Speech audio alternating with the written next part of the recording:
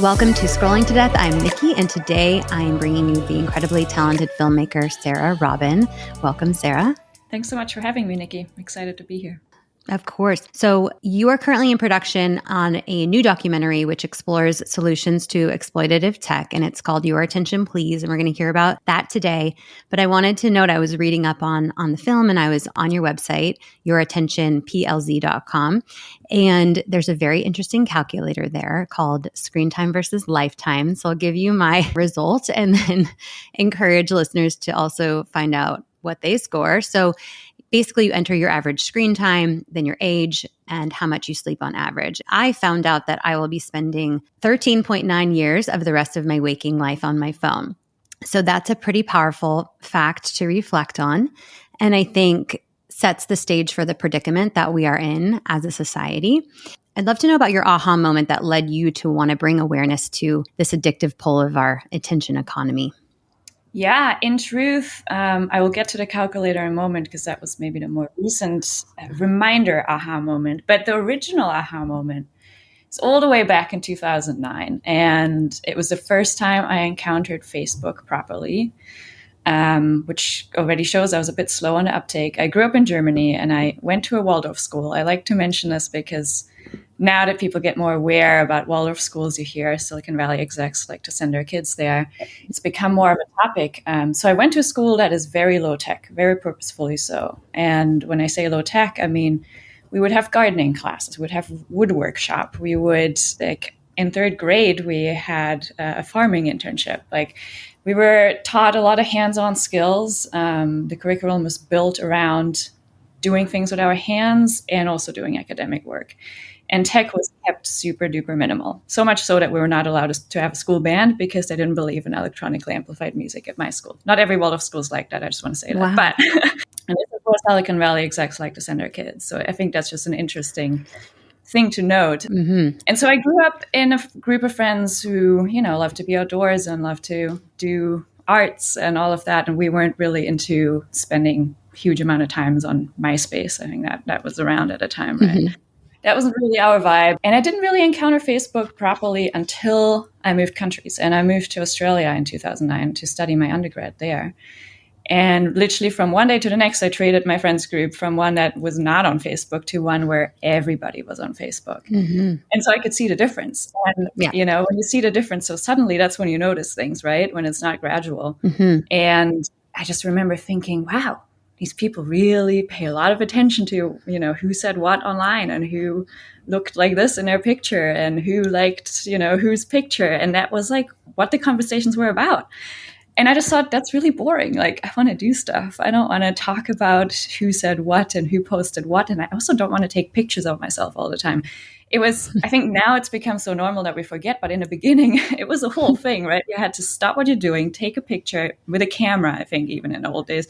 Then you have to go home and you upload the thing. And it's this whole process and you're constantly interrupting what you're doing. And I was like, this is so weird. Why are we doing this? Yeah. So from the get-go, I thought, okay, I don't like where this is headed. And this was the good old days of Facebook and everyone was excited. And I was studying international politics at the time and it was like lauded as this tool that's going to connect us all. And I was just very hesitant and I didn't go on Facebook. And that really started my interest in the whole topic. And for many years, I was an observer, I would say, seeing what's going on, looking for ways to talk about this.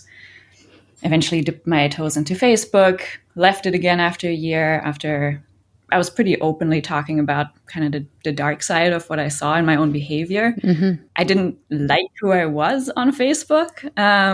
I, would be stalking people, trying to find out who was together with whom and looking at other people's posts and feeling terrible about my own life. And so I could feel that downward spiral happening. And I decided, okay, I'm getting off of this again. Mm-hmm. But then truthfully, what was the moment that led to this film was back in 2019. And I realized I'd become hopelessly addicted to my phone. I was very frustrated at that because I was so aware and I thought I was safe, right? Like I wasn't really on social media much. I was on Instagram a bit because I'm a filmmaker and people told me I had to, but really didn't get sucked into bad. But my texts and my emails, especially work-related ones, tethered me to my phone. And before I knew it, I was in a place where sleep was shot, memory was shot, my mood was bad. And I blamed a lot of that on my work. I had a sense that maybe the phone didn't help. And then really, when I realized I had to do something was when I tried to sit down and read a novel for the first time in a couple of years, and I just couldn't get into it. Like a real book? A real book, yeah. A real book, and sitting and reading, getting lost between the pages of a book, and my mind just couldn't do it. It was too slow. Oh, man. And I mean, I don't know if you can see it here in the back, but I am a bookworm. Like I love reading. And for me, not being able to read was horrifying. And I really felt like my brain was not what it used to be. Kind of, I guess, that scare that you might get when you get old and you start to forget things, right? And you're like, oh my gosh, it's a scary feeling. I had that scary feeling. And the scary feeling was like, I can't think complex thoughts anymore. I can't even sit down long enough to have like a straight thought in my head. And at that point, I was like, okay, I need to do something. And that's when I started diving into solutions. And ultimately, that led to me also wanting to do the film. Amazing. I interviewed a neuroscientist a few days ago, Dr. Carl Marcy, and he has a book called Rewired about rewiring your brain in the digital age. And he, in our interview, talked about the importance of reading a paper book. So we were talking about parenting and children, and that we can't have them on tablets doing learning apps all the time. Like there's something about the haptics of reading and turning the pages and reading an actual book that's very important for their brain development. You mentioned that a lot of the tech executives send their kids to Waldorf-style schools where it's low tech, yet they are producing the tech that our children are getting addicted to. Why do you think that is? Why do you think that these tech executives are not exposing their own children to social media platforms and high-tech lifestyles? I mean, I think to get to a place where you're creating this tech, that's obviously a very complex thing to do. And you need to value your own thought processes a lot to even get to that place. So I think these are people who very much understand what it takes to succeed in this world and what it takes to pull something off that is very complicated. They also intimately know their products. So seeing that they give their products a vote of no confidence, I think is something that we should take very seriously. That fact in itself, my kids are young, 8 and under, but when they get to the point of wanting social media, like just knowing that these tech executives don't find it safe enough to put their children on it, I'm not putting my children on it. And this fact in itself is just important for parents to know. I agree. And when Facebook came out, our school, this was back in, I think, 2007. Mind you, Germany was a bit hesitant anyway, because there's this American company that all of a sudden, makes us all share our data freely online. That raised alarm bells, I think, in German society, maybe more so than here. But our school right away got a parent gathering together and cautioned everyone against going on Facebook. Wow. That happened immediately. And I think that is really something I wish I could take everyone on a tour through a Waldorf school. I really do. Because I think it would be really eye-opening to walk into a room and literally feel like you're, in a classroom 30 yees ago. We don't even have whiteboards. We have proper blackboards. That's what we're talking, right? Now I'm going to go Google Waldorf schools near me. Yeah, no, do. It is really so insightful to just let that sink in. Those are the choices people who are creating these products are making. Yeah. Right. In my kids' elementary school, I tell this story often, but they give every kid an iPad in class, and starting in kindergarten, and they have apps on there. They kind of use it as a reward system. Like if you finish your work early or you do a good job, you get more time on your iPad. And there's Safari Internet with adult YouTube access and websites that teenagers shouldn't really have access to. Here in America, I think generally we're just so tech heavy without questioning the harms. Right. And there's this perception out there that, when you're online, it's not physical. So how bad can it be? At least my kid's not out on the street, maybe, God forbid, getting hit by a car. Thank God my kid is inside. There's a lot of that. Okay, so this is what I focus on this podcast are the harms of screen time and social media. So I highlight and expose when children have been harmed, when children have died by suicide, overdosed on a pill they bought on Snapchat, or just simply are spending too much time on their screens and it's affecting their sleep and their anxiety and their performance in school and their language development and everything else. So moving on from that, you're working on this documentary.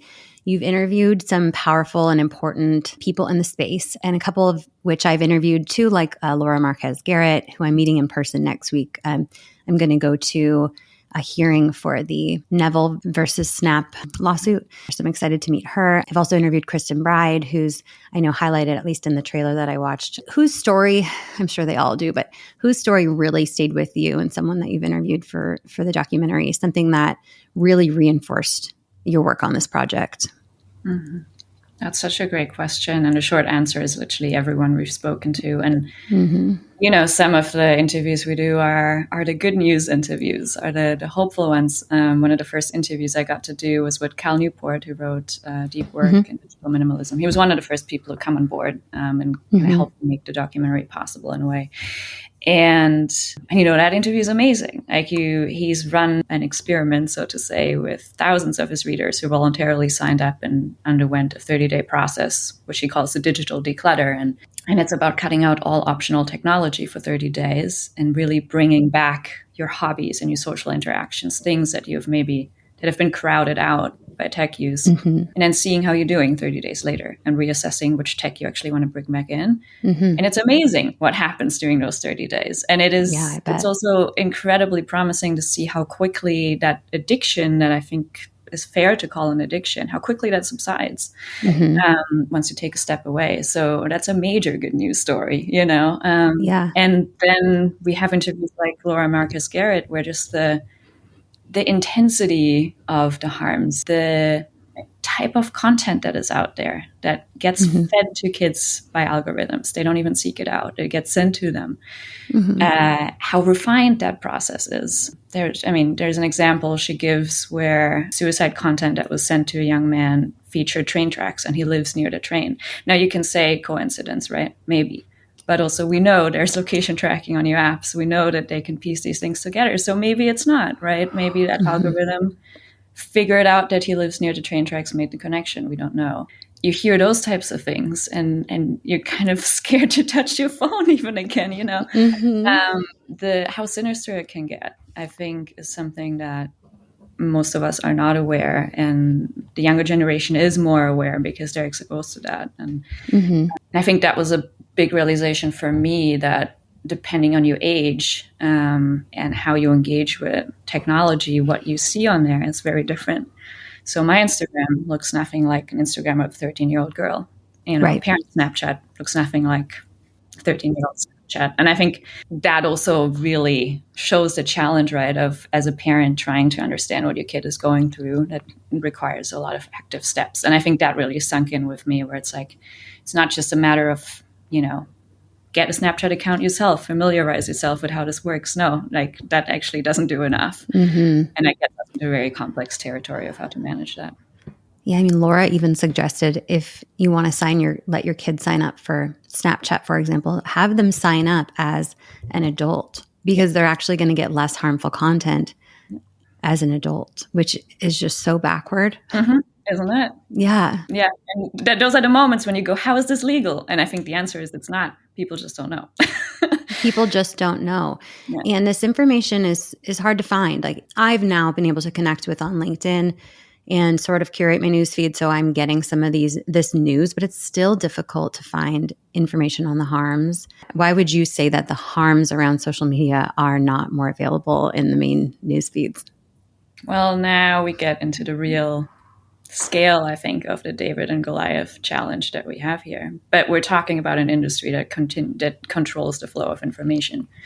Not perfectly, I don't want people to get hung up on the word control here, but certainly can influence the flow of information very powerfully. And there are levels to that, right? Like, a lot of people now get their news through social media. I think that is one layer. The other layer is that big tech has an insane amount of money. So the amount of political influence that they can wield through lobbyists, but also through litigation, as we're seeing in California right now with the age-appropriate design code being challenged, that makes it really hard to get information out there. Because for any piece of valid information that we can get out there, they can spread a good amount of misinformation and package it in, scientific studies if need be. So there's a great amount of those out there too, especially around education and ed tech. most of the studies, we've interviewed some veteran teachers who Matt Miles and Joe Clement, who wrote Screen Schooled, and they researched this in depth and looked at the studies and looked at who wrote them and who co-authored them. And an insanely high amount of those studies, turns out, is funded by big tech. So it's not necessarily obvious too that information that you're seeing might not be good information. So I think that's why we're seeing that. That's why it's so hard to get that info. Yeah. And misinformation and disinformation is actually amplified, right, pushed up the algorithm. I did an interview with Imran Ahmed of the Center for Countering Digital Hate recently, and he explains that really well. I think that one comes out on Monday, so it'll be out by the time this one comes out. So I watched the trailer for the documentary again this morning, and it is really powerful. And I wonder if you can just give us an overview of what your goal is with this documentary. Yeah. So my goal has always been to talk about solutions. And I think because it is a David and Goliath situation, right, it's very easy to feel hopeless. And the narrative has been this, this is a very uneven fight. And I think that's an important narrative to have. It's an important thing to recognize, because if we don't recognize how uneven the playing field is, we blame ourselves for the wrong things. Mm-hmm. It was easy to, look at your 13 years and be like, what the heck is wrong with my willpower? How am I spending so much time on this device? How am I wasting so much time of my life? What is wrong with me? Right. And that is a very unhelpful narrative. I think it's important to remember that every time you open that device, you have a supercomputer pointing at your brain, as Tristan Harris says, and this is not an even fight. But then what do we do with that, right? Like, how do we move forward from that? And I think we need to remember, like, the David and Goliath story is actually a great story, I think, because David did defeat Goliath, even though it was so incredibly unlikely. Goliath was a giant, and David was just a regular guy. And how did he defeat him? I actually looked this up because it's one of these stories you kind of know. I don't remember. How did he actually defeat him? I don't remember. And turns out he defeated him by grabbing a stone, putting that in his sling, and shooting the stone right between Goliath's eyes, and it knocked him out. So a very targeted thing that didn't actually require much strength, but it did require a plan, and it had to be targeted. And I think that's actually a great analogy, because what I'm finding is, even though it seems like such an overwhelming thing to take on, if we're targeted in our response, and if we understand the nature of the uneven fight that's happening here, there's actually a lot of wiggle room, a lot of leeway to make good choices and start flipping the script on exploitative tech that we're seeing, and move towards a technology that enables us as human beings rather than degrades us, and I guess you could say enslaves us, to an extent. Yeah. So I was really interested in solutions, and partially that was based on my own experience of being very addicted to my phone for work and having to work to reverse that and step out of that. And so I knew I didn't want to put myself in a film. That's just not what I do. So I was looking for interesting stories of people wrestling with this. And I got introduced to Kristen Bride at a time when I thought the film might actually look much more at the individual level of what are some choices that we can make as parents, as young people, as working professionals, to not be so tethered and to have more command over where our attention goes. And as I was starting to dig into this, I quickly realized there's a whole political dimension when we talk about regulation, when we talk about what big tech can and cannot do, or should and should not do, that I need to look at as well, because we can't treat this as an individual's problem with an individual solution. And right around that time, I got introduced to Kristen, and I thought, okay, that is a story that absolutely needs to be known. Like, she needs to be a household name, I know. Agree. A mom who experiences the most terrible thing that could ever happen to any mother, and gets up and works hard every day to change this. I know. To protect other people's kids, and shines a light on just how little protection there is right now. So that started to be the first story we followed. Just, by happenstance that I got to meet her, and she was open to doing filming. So she became our first participant in a film. And meanwhile, I was looking for other stories that are more on that individual level of what are some some choices you can make. And I eventually ended up finding two amazing young people, Jack and Jess. They're both creatives. Coincidentally, I wasn't necessarily looking for that, but I think it does come up in the creative space a lot because you're being told you have to have an online presence, and this is how you get your art out and your work out. And when I met Jack, he had already done this 30-day declutter. I met him through Cal Newport, and he was struggling with loneliness a lot, which I think is something interesting to hear from a young man, not necessarily something that's easy to talk about, right? Oh, yeah. And he challenged himself to get out there and just start talking to strangers and meeting strangers out in the real world. So he started doing these little gatherings and get-togethers with strangers. He went around, knocked on doors in his dorm. He was a junior in college at the time, and got people together to do whatever, like play basketball, make some cookies, things like that. And it's funny because when you tell the story to anyone who's a Gen Xer or boomer, they're like, oh yeah, that's just how it used to be at college. But these days, that is a crazy thing to do. Yeah. Yeah. And you can see, I followed him around doing some of this, and you can see how uncomfortable people are at first when he approaches them. Every now and again, you get an extrovert and they're like, yeah, sure, down for whatever. But usually they're like, what is happening? Is this a YouTube gimmick? Am I going to be made fun of? Like, there's a lot of hesitation. Oh, wow.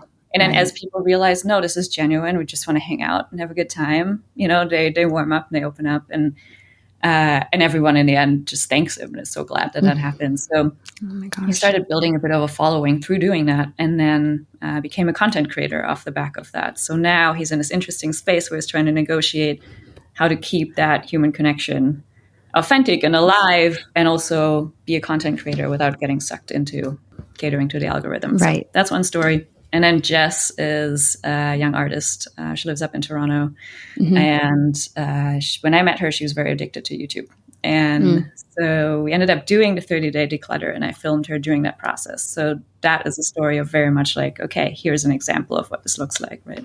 Yeah. And how it goes. And yeah, when I met her, she wasn't doing any personal art. I just had no motivation, no time, no energy for it. And now she draws every day. So wow, that was I love that. a huge success and really special process to be able to follow. I can't wait to see that. Those face-to-face connections, I think, is where it's at, like prioritizing face-to-face connections, which can feel uncomfortable. But I mean, these kids in college, even their prefrontal cortex is not even fully developed. And so how you can develop, well, I've learned through neuroscientists and different doctors, really strongly develop that prefrontal cortex all the way through till your mid-20s is through face-to-face connections. And that's how you really strongly wire that part of your brain. I can't wait to watch. Do you have an estimated date when it'll be released? We are pushing to have it done by the end of this year, so it can release early next year. Okay. Do you feel like me that things are changing, that there's more people talking about this, that there's more research, there's more legislation and lawsuits going into discovery, so we're actually finding out more about Meta and more about Snap and what's going on behind the scenes? Do you feel like there will be change for the better in the next couple of years? Yes, absolutely. I am an optimist in that regard. There will be change. I think the piece that I'm really hoping for is that we don't just stop at the level of removing harmful content, but we really talk about what does spending most of our day on screens do to us.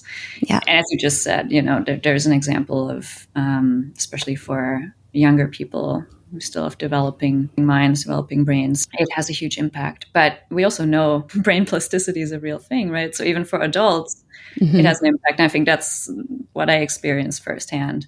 So I do hope that we have the courage as a society to dive into the more uncomfortable questions. And I say uncomfortable because right now, so much of our economic infrastructure is set up around working online. Yeah.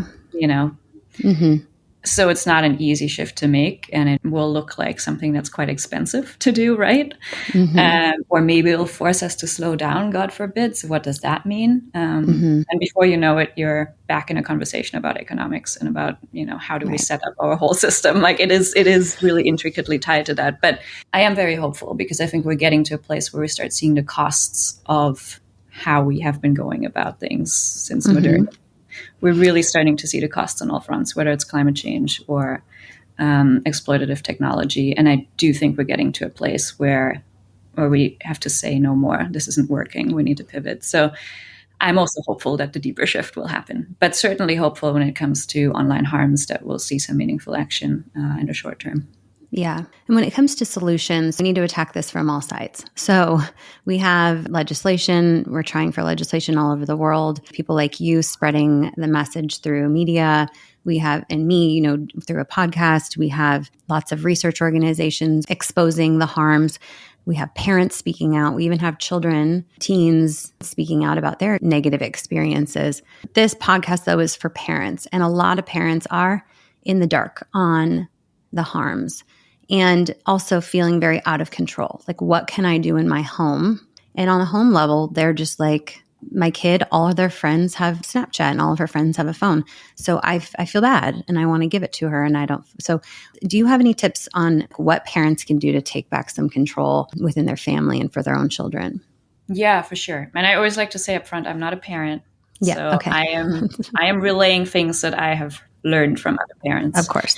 And we've interviewed quite a few recently. I just went to a Wait Until 8th meeting, which was really interesting. We're in Park City, and also talked to some kids. Maybe let me start there, because I think that's actually an interesting thing to know that is not getting out there at all, which is when you talk to primary school kids and even like some younger middle schoolers, kids who are not allowed to have phones yet, you get a pretty mixed picture. Some of them can't wait to get a phone, but quite a few of them will tell you they don't really like phones. And some of them will tell you, my parents never pay attention to me because they're on their phones. Some of them will say, since my best friend got a phone, she's not talking to me anymore. It's like I don't exist. They're quite aware that there's harmful content on phones and that phones make people unhappy. And social media makes people unhappy. I think the most positive endorsement of social media I've heard from a middle schooler was, there's some good and some bad to it, and you need to use it the right way. And I'm thinking, wow, look at that. No, you got it. Kids have it shockingly figured out. Yeah. So there's this perception out there that all that a kid ever wants is a phone and is social media and is unrestricted access to the internet. And in some sense, that's true, of course, because it's interesting, right? And it's like the forbidden fruit. So, of course. And it's somehow associated with growing up. So, of course, kids are going to ask for it. But there is also a bit of awareness that this is problematic. So there is definitely an opening to have conversations with your kids about the very real dangers with technology. And the more that kids understand, that you do share these things openly with them, and they understand that you're being honest with them and that there is a risk, they will be much more open to coming up with rules together with you. So that seems to be a big piece of advice, is be firm in your rules, but involve the kids in a conversation. And the older they get, obviously it all depends like what situation you're in, right? Like they're still young, for sure. You have a lot more leeway. Are they older already and already addicted? Very different situation.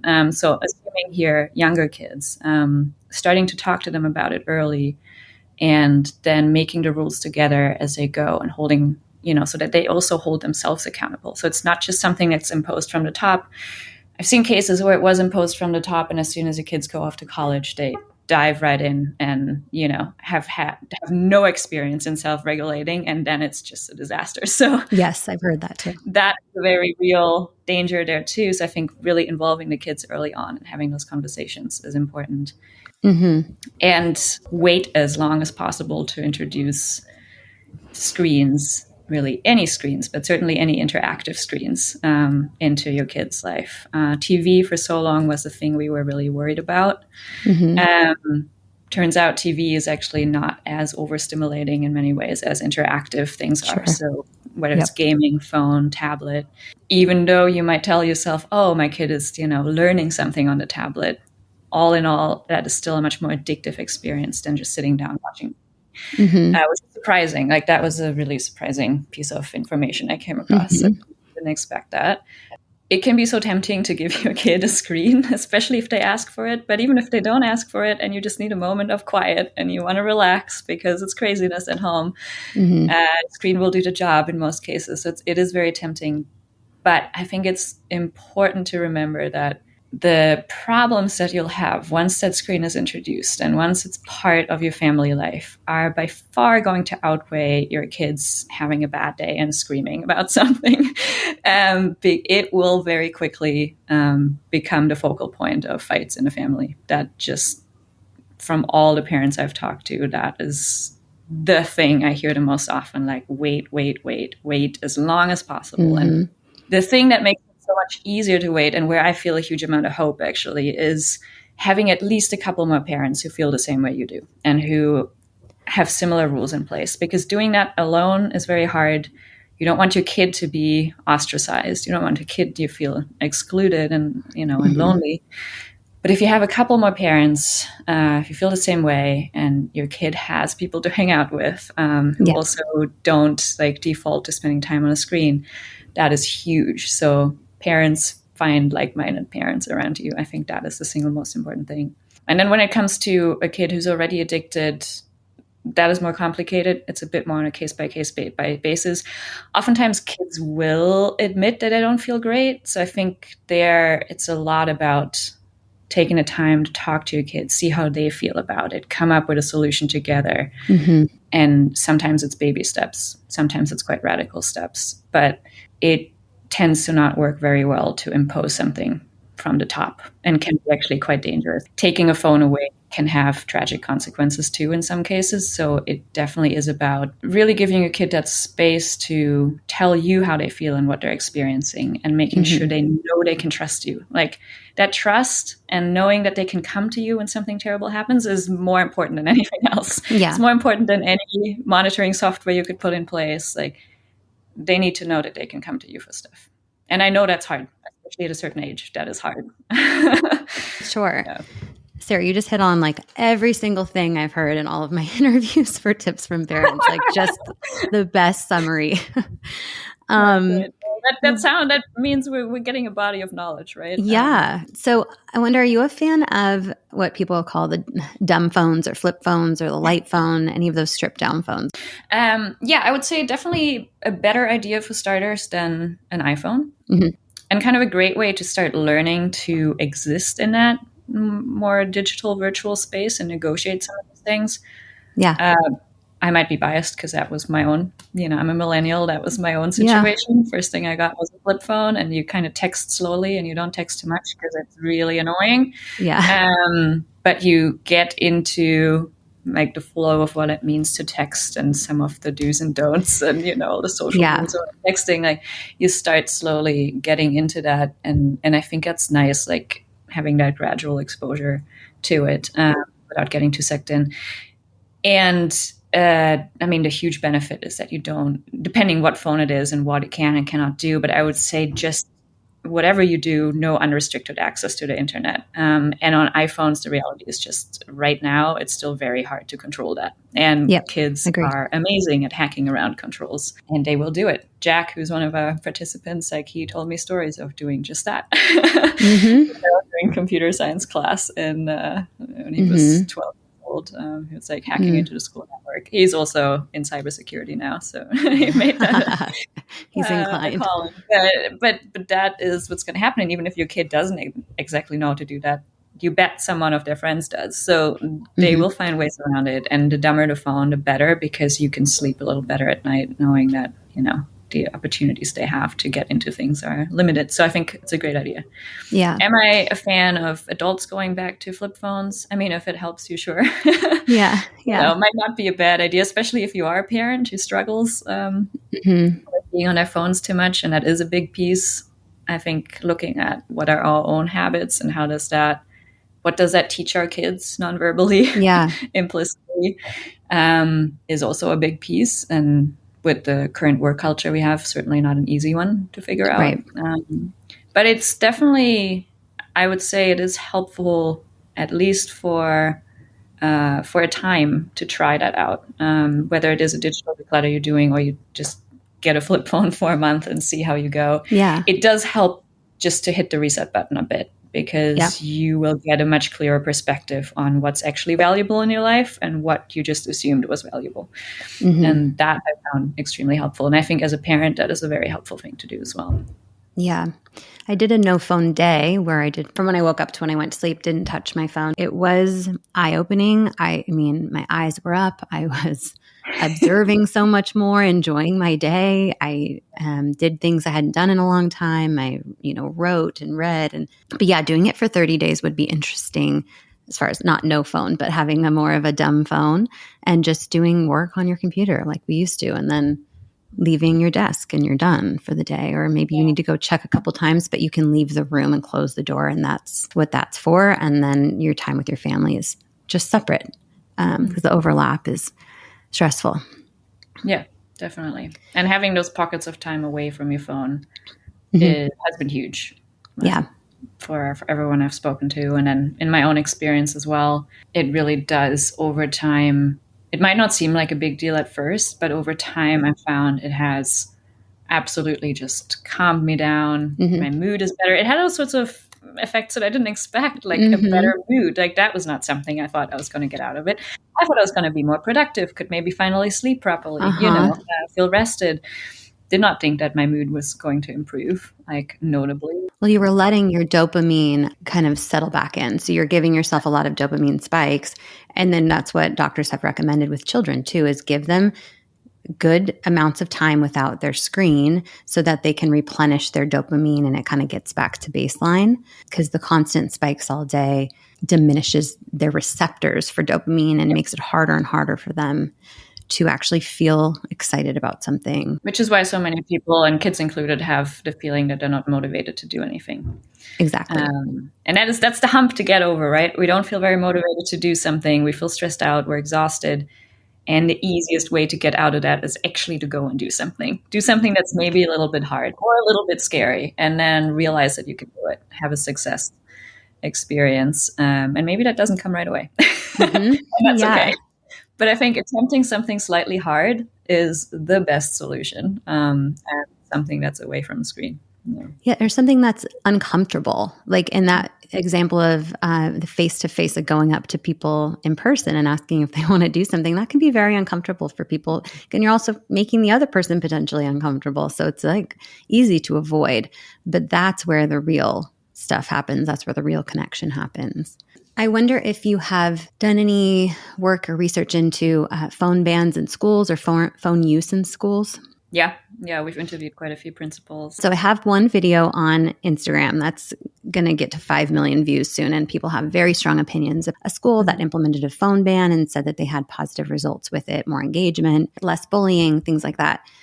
And a lot of parents are upset at the idea because for safety reasons, they want to be able to get a hold of their children, especially in the US with school shootings in the news, and they want to be able to know their kids okay. But then I've also talked to teachers who are like, it's actually very unsafe for children to have phones in their hands during an emergency like that because the noises and they're distracted and all of these things. But I read one article a couple of days ago, maybe in The Guardian, that a school in Massachusetts implemented a smartphone ban, but they actually gave each kid and each teacher and admin a light phone. And so they distributed light phones to everyone, and kids grumbled about it, but it's turned out really good. They gave feedback after a year of doing this. And I know this is an expensive thing, but I think that's an interesting compromise for parents to still be able to get a hold of their children, but their children not have access to social media and the internet. So I guess my question is, do you agree that smartphones should be banned in school? And are you hearing any pushback like I am from parents or any parties? Yeah, I 100% agree. And I'm actually more of a hardliner. I'd say ditch the light phone. I love the light phone, but I don't think the kids need a light phone. The parents might think the kid needs a light phone. Yeah, there's a couple of layers here. One of them is that horrible scenario of what if a school shooting happens, and I think we have this feeling that if only we have a phone on us, right, we're safe. Like if only we have a phone on us, we can call help. And the reality, especially in a school shooting, is unfortunately that's in many ways not the case. Number one being kids are actually instructed to be quiet. So what are you going to do with your phone? Right. And if you end up using your phone to do something that might give away your location and make your situation worse. So now you have that situation where a kid, under extreme stress has to decide what the right course of action is. Mm-hmm. There's that. Then there is the other level of if you have law enforcement entering the school and assessing what is going on, and they enter a dark room and all of a sudden they see a bunch of like lights pointed at them, because what kids will most likely do is try to film what's going on, right? Yes. That is very hard to get them to stop. So you have a police officer entering and a bunch of lights pointed at him. Dark figures holding something pointed towards him. He or her has to make a split-second decision, like what to do in that scenario. Wow. So again, not a good situation to happen. So I think there's this kind of abstract sense, this vague sense that if my kid only has a phone, they can reach me and I can protect them. Mm-hmm. But the reality of a school shooting is the phones very likely create more of a problem than a solution. The more, everyday challenges, I think that's where it can feel like a real inconvenience for parents to think, okay, my kid does not have a phone. Like, mm-hmm. if they get to school on their own, like, did they make it to school all right? Like that worry, right? Sitting with that isn't easy as a parent. Can totally understand that. Mm-hmm. And then, maybe you forgot to arrange something and you just want to tell them real quick, actually, I'll meet you then and there. Like the convenience of being able to reach your kid all the time. Mm-hmm. I would actually wager that's a much bigger reason for parents wanting their kids to have phones. Yeah. Because our life is chaotic and nothing is planned out properly anymore. There aren't processes. Like nobody sticks to schedules. So this mm-hmm. is actually kind of challenging. Right. And I think it's important to acknowledge that, because people will say, oh yeah, back in the day, we did it without phones. It's easy. And it's like, yeah, but also people knew how to keep an appointment back in the day, because it wasn't just looking around 5,000 times during one workday. Now it is. So I think there is actually, this will get diminished a lot by people of like, oh, back in the day we did it, like call the school, it's fine. I understand that it's a bit more complex than that. And I think that's where some dumb phones might come in handy. Mm-hmm. But I would say, just in talking to teachers and some students, being interrupted during a class because mm-hmm. your parent is texting you, and you don't know if it's your parent texting you or your crush. So if you get a text, like you're looking at that text, you know what I mean? That is so disruptive. I hope we get to interview Gloria Mark, who wrote Attention Span.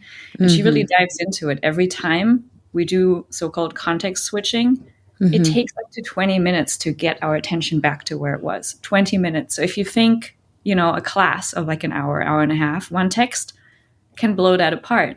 So I think there's really, really a strong argument to be made to not have phones during the school day, maybe be able to access the phone during a break in the middle of the day to see if anything came in, or otherwise access the phone at the end of the day when you leave, and then you can arrange with your parent where to meet, But I think a little bit of planning your kid's day just a touch more so that you don't need to reach them during the day is actually going to be huge for them and for their ability to focus in class. So I do hope that we get to some kind of model like that, where it's mm-hmm. maybe you access your phone once in the middle of the day. Mm-hmm. And if there's an emergency in terms of I need to get in touch with my kid right now, in that case, calling the school office and having them be pulled out of class is actually a great thing, because if it really is an emergency, and this, again, talked to some teachers and they told me some harrowing stories of kids finding out in the middle of a class that, a relative had died, and they're just sitting there and they have no school counselor or anyone to talk to them and like guide them through it. They're just sitting in class trying to deal with that because they just got it over text.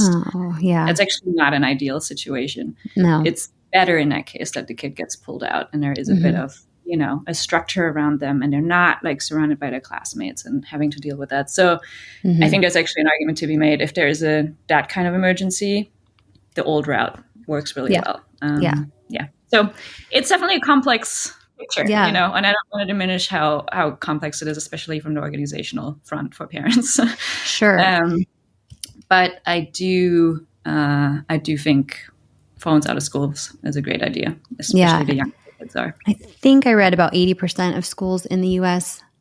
are trying to implement phone bans or smartphone bans, but that actual implementation is difficult, and that each teacher sort of has to figure it out on their own, and there's not a lot of support. Some teachers are reporting that they don't want to touch the kid's phone because then they're liable if something happens to that phone. Yeah, and that puts them in a really, really difficult situation. Some teachers will do it, but it is mm-hmm. their property. And a lot of teachers will tell you it feels like taking a body part away from the students. So Yeah. this is a really difficult thing to negotiate, and it really needs to come from the school or the school district. It needs to come from the principal, from the administration. And all the stories I've heard from schools who've done it was difficult in the beginning. The students would complain in the beginning. The bigger backlash came from parents, almost always. Parents were more worried about it than students. Students would complain, but students complain anyway. So that's not such a big problem. But the parents, there was some serious backlash in some cases. And then as it settled in, it was without a fail a success story every single time. Like, learning outcomes improved, the atmosphere in school improved, there were fewer fights, fewer altercations, less drama of, he said, she said, the student filmed this fight. And now, like, there is so much fallout that needs to be managed by teachers and administrators every day, because everything now becomes a school's problem that happens on social media, and a lot of things happen on social media. So just creating an environment where learning can be prioritized again, as opposed to all of that other, is incredibly helpful. And I think the thing that really, speaking of things that stuck with me in interviews, one of the ones that really stuck with me is when we interviewed Matt Miles and Joe Clement. And I asked them, what was the moment when you started researching the impact of screens in schools? And they said, well, there's this free period where kids can just work on whatever they want to work on. And in the past, it used to be impossible to keep them quiet. It was kind of a zoo. And now it is silent. You can hear a needle drop because everyone is on their phones. And they said, the most you might see is like a student showing another student something on their phone. Gosh. But everyone is sitting there by themselves. And I think that picture says 1,000 words, right? Another one I heard yesterday is that kids will walk with their shoulder against the wall and walk along the wall so that they don't have to look up, so that they can keep their eyes down. Okay, that is wild. That's next level. Crazy stuff that you're hearing around this. And I think here what stands out for me is, like, parents, we have power too. And if we decide that we're going to give the gift of uninterrupted education for our kids and the gift to our teachers of not having our children be distracted, like, we don't have to send smartphones to school with our children. Like, we can make that decision. And through this work, I'm just trying to find where parents can take some power back and take some control. If, as a society, parents stop giving their kids smartphones at 10 and stop letting their kids have access to social media at 13, that will make a difference if enough parents put their foot down and say, this is not safe. I'm not going to let you control when my kids have access to these things. Yeah, 100%. And I think something that John Haidt, the psychologist, said is a really, really good call out, is that you always imagine everyone has to do it for it to work, right? It's like, well, if one kid has a phone, all of them want phones. But it's actually, the threshold is much lower. It's like, if your kid doesn't have a phone and there are at least 3 other kids in class who don't have a phone, it's a lot easier than if your kid is just the only kid who doesn't have a phone. So you don't need to convince everybody, but you do want to convince a few. Yeah, you want to convince a few so that your kid is not left, alone in this. And those few can be the change that then propel others forward.